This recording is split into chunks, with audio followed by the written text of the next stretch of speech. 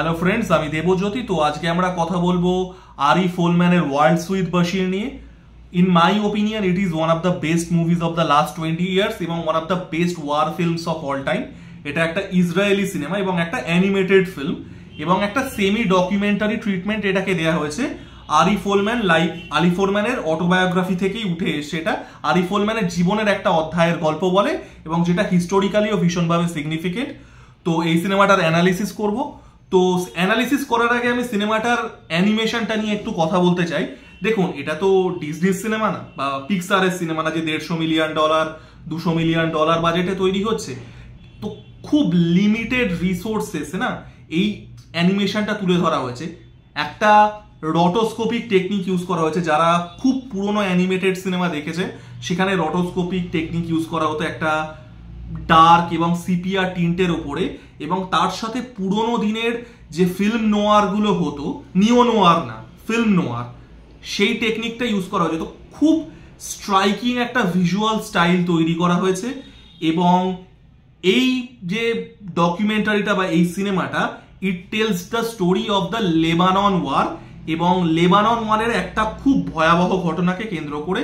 এবং আলি ফোলম্যান তিনি তখন ইসরায়েল ডিফেন্স ফোর্সে চাকরি করতেন। হি ওয়াজ অন দ্য ফিল্ড যখন সেই ভয়াবহ ঘটনাটা ঘটছে, এবং সেই ঘটনাটা তাকে এতটাই ট্রমাটাইজ করছে এবং সেই ট্রমা এবং তার যে স্মৃতি এবং মানে কি বলবো, যুদ্ধের যে ভয়াবহতাটা, শুধুমাত্র যে ভয়াবহতাটা যুদ্ধক্ষেত্রে হচ্ছে তা নয়, যারা সোলজার তাদের সাইকোলজিক্যালিও কি ইম্প্যাক্ট পড়ছে সেটা নিয়েই সিনেমাটা।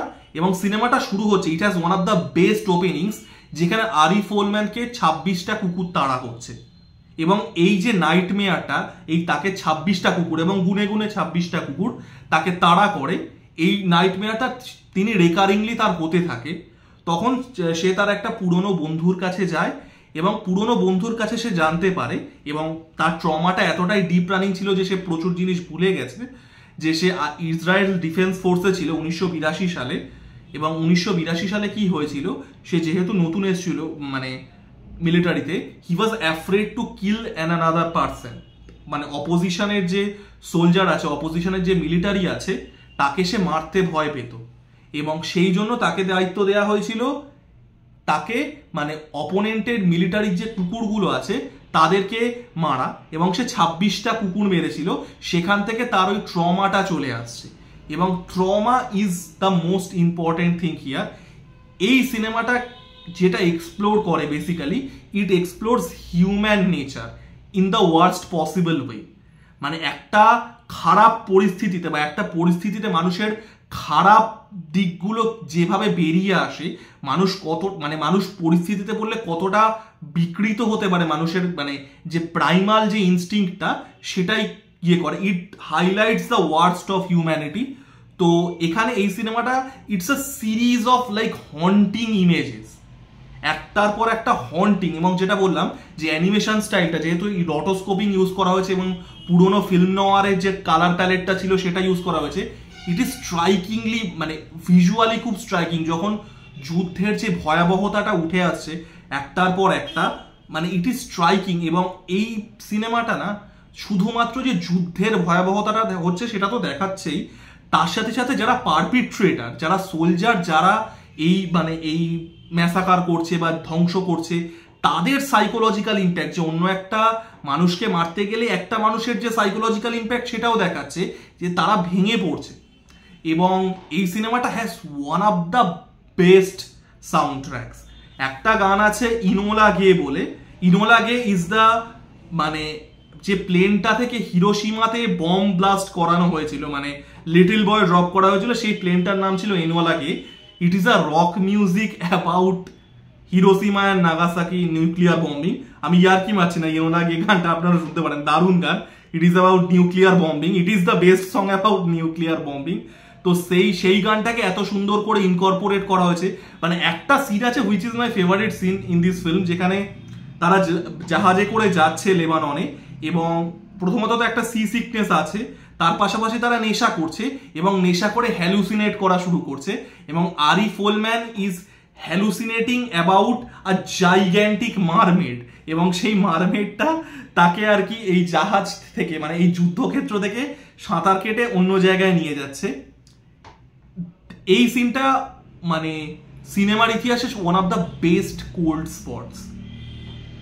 মানে এরপরে কি হচ্ছে, মানে এইখানে একটা কি বলবো, একটা আশার আলো দেখালো, তারপরে এই সিনেমা সেটাকে শ্যাটার করে দেয়। এই সিনেমাটা যেটা প্রথমেই আমি বললাম, ইট brings out the worst in humans, যে একটা মানুষের খারাপ প্রবৃত্তির সব থেকে মানে নিকৃষ্টতম ইয়েটা। তো এই গানটা যেটা বললাম, এটা ইটস আ কি বলবো, it's a false vacuum almost, যে একটা আশার আলোর ফলস প্রিটেনশন দেয়, there is no light at the end of the tunnel, সেটাকে পুরোপুরি শ্যাটার করে দেয়। এবং এই যে যুদ্ধের যে ট্রমা, এবং এই সিনেমাটা কিন্তু it's an anti war film. এটা যুদ্ধের যে ভয়াবহতা বা এই যুদ্ধ শুধুমাত্র যাদের উপরে মানে যারা যুদ্ধক্ষেত্রে ইনোসেন্ট সিভিলিয়ানস মানে যুদ্ধক্ষেত্র থেকে যারা এফেক্টেড হচ্ছে তাদের দিকটাও বলছে এবং সোলজারের সাইডটাও বলছে। এই জাতীয় সিনেমার ক্ষেত্রে কিন্তু একটা পলিটিক্যাল অ্যাঙ্গেল চলে আসার মানে খুব চান্স থাকে। ইসরায়েল ভার্সেস প্যালেস্টাইন, এই ভার্সেস ওই, India versus Pakistan, America versus Japan, এই জাতীয় সিনেমায় এরকম চলে আসতে পারে। কিন্তু এই সিনেমাটা কিন্তু আপনাদেরকে সাইড পিক করতে বলবে না। It is really a comment on the human nature, যে খারাপ পরিস্থিতিতে মানুষ কতটা ভয়ঙ্কর হয়ে উঠতে পারে এবং যে যুদ্ধ সেটা কতটা ভয়াবহ। এটা কিন্তু কোনো রকম ভাবে পলিটিক্যাল সিনেমা নয়। সিনেমাটার যে বিষয়বস্তু সেটা প্রচন্ডই পলিটিক্যাল, এবং এটা কিন্তু ইট ডিলস উইথ হিউম্যান নেচার, এটা পলিটিক্যাল নয়, আপনাকে কোনো সাইড পিক করতে হবে না। এবং এই সিনেমাটার সাথে অ্যাপোক্যালিপস নাও, যেটা মানে কি বলে ফ্রান্সিসকো ফোর্ড কপোলার যে সিনেমাটা আছে, তার খুব মিল আছে। অ্যাপোক্যালিপস নাওতেও কি ছিল, যে পরিস্থিতি মানুষকে কতটা ভয়ানক বানিয়ে দিতে পারে। বা জোসেফ কনরাডের যে নভেলটা আছে, নভেল না পড়লেও সিনেমাটাও যদি দেখে থাকেন তাহলেও বুঝতে পারবেন যে পরিস্থিতি মানুষকে কতটা ভয়াবহ বানিয়ে দিতে পারে। এই সিনেমাটা কিন্তু সেটাই ডিল করে, এবং প্রত্যেকটা একটার পর একটা ভয়াবহ সিন হতে থাকছে এবং তার আস্তে আস্তে তার মেমোরিটা মানে ফিরে আসতে থাকছে, যখন সে কনস্ট্রাক্ট করতে পারছে যে কি কি ঘটেছিল ওইখানটাতে। এবং এই সিনেমাটার যে আলটিমেট ঘটনাটাকে কেন্দ্র করেছে তার নাম হচ্ছে সাবরা এন্ড শাটিলা ম্যাসাকার, যেটা আমি অবভিয়াসলি এখানে এক্সপ্লেন করব না, আপনারা যাদের কৌতূহল আছে গুগল করতে পারেন। খুবই হরিফিক একটা বিষয়বস্তু। তো সেখানে আরি ফোলম্যান ইউজ টু মানে সে সেই ঘটনাটা উইটনেস করে, এবং সে যখন আস্তে আস্তে পুরো জিনিসটা মানে সে যখন পুরো পাজলটাকে যোগ করে, তার পুরো মেমোরিটা যখন আস্তে আস্তে ফিরে আসে, ইট ইজ ডেভিস্টেটিং। এবং ওই যে যেটা বললাম যে এই সিনেমাটা there is no light at the end of the tunnel. আমি একটা কথা আগেও বোধহয় বলেছি যে আমার এরকম সিনেমা দেখতে খুব ভালো লাগে, যে সিনেমাগুলো আনকম্প্রোমাইজিং হয়। এটা আপনাকে মানে কোনো রকম ভাবে it is design to emotionally shatter you. কারণ কি, কারণ যুদ্ধ জিনিসটা তাই, there is no light at the end of the tunnel. এবং এই সিনেমাটা at every possible instance chooses the nuclear option. ওই ল্যান্স আর্চারের একটা গান আছে না, everybody dies, metaphorically speaking this movie chooses that nuclear option every time. তো অসাধারণ cinema world's with Bashir. It's a haunting look at a real life massacre, যুদ্ধ এবং যুদ্ধ কতটা ভয়াবহ হতে পারে, এবং যুদ্ধের যে সাইকোলজিক্যাল ইম্প্যাক্ট সেটা যারা পারপিট্রেটার, যারা সোলজার, তাদের ওপরেও কতটা পড়তে পারে সেটা দেখাচ্ছে। ইট ইজ বিউটিফুলি অ্যানিমেটেড, যেটা বললাম যে অ্যানিমেশন টেকনিকটা ইউজ করা হয়েছে, মানে it is beautiful to watch. এবং যেটা বললাম যে কিছু কিছু যুদ্ধের এমন সিনস আছে, কিছু শর্টস আছে যেগুলো আপনাদের মানে কি বলবো মানে ব্রেনে একদম তো এনগ্রেভড হয়ে যাবে। তো অসাধারণ cinema world's with Bashir. Amazon Prime ভিডিওতে জিও ব্লকড আছে, তো ভিপিএন কানেক্ট করে দেখতে হবে বা অল্টারনেট উপায়। তো ওয়ার্ল্ডস উইথ বশির সিনেমাটা যারা দেখেছেন তারা জানাবেন আপনাদের কেমন লেগেছে, এবং যারা দেখেননি আমি বলবো অবশ্যই করে দেখুন। ইট is one of the best movies of the last 20 years. এবং আমার ভিডিওটা কেমন লাগলো জানাবেন, লাইক, কমেন্ট এবং সাবস্ক্রাইব করে আমার পাশে থাকুন। ধন্যবাদ।